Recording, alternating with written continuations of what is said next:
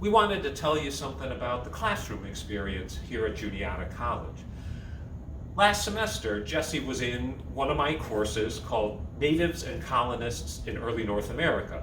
It's a class that looks at the complex, difficult, often violent relationships that a wide range of native peoples and a wide range of European colonists had during the early colonial period, from about 1600 to about the mid-1700s.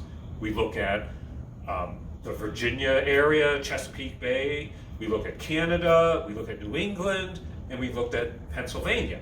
And when we looked at Pennsylvania, one of the main activities that students did was a role-playing game that went for 3 weeks using this book, Forest Diplomacy, Cultures and in Conflict on the Pennsylvania Frontier, 1757.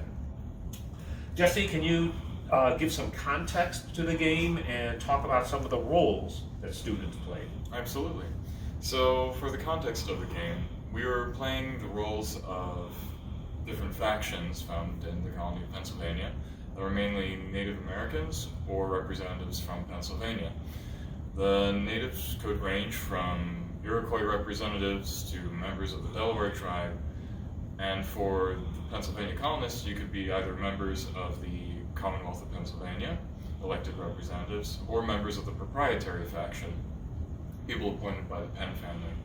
I personally played Richard Peters, the secretary of the proprietary faction of Pennsylvania and an Anglican minister.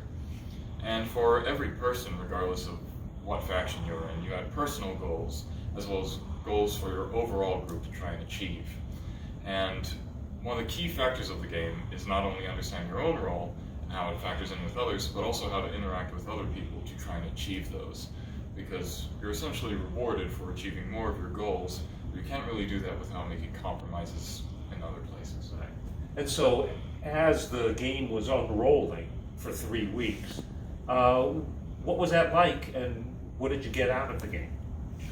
One of the most interesting features of this game is initially when classes would open, we would have sort of dialogue, somewhat scripted in the fact that you would know who's going to speak so that they can prepare beforehand. But they would essentially present their demands, what they wanted to see, and their attitude towards the negotiations so far. But what made this most interesting was the fact that the negotiations largely went on in the bushes.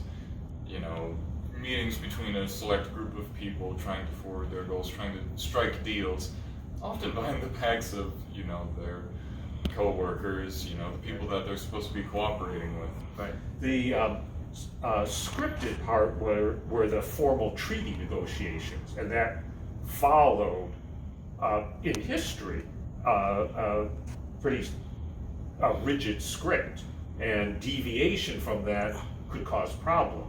But then once the official negotiations were done for the day, then all sorts of smaller deals took place. Absolutely.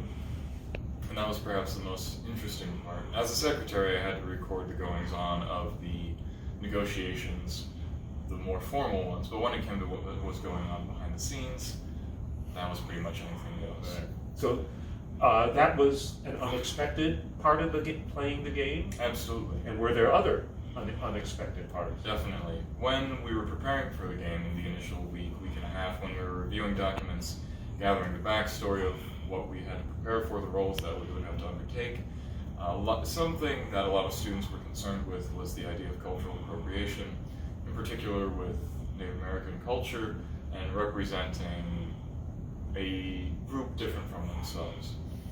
And when it came to trying to address those concerns, which I think you did very well, was the fact that cultural appropriation requires people to profit off of, you know, the representation or misrepresentation of different cultures through commodities. And this is something that is meant to try and put students immerse them into the history and try and introduce them to a very new perspective and a very personal perspective by getting them very deeply involved and connected with the issues that they're trying to talk about, which ultimately wasn't something that most of the class was comfortable with.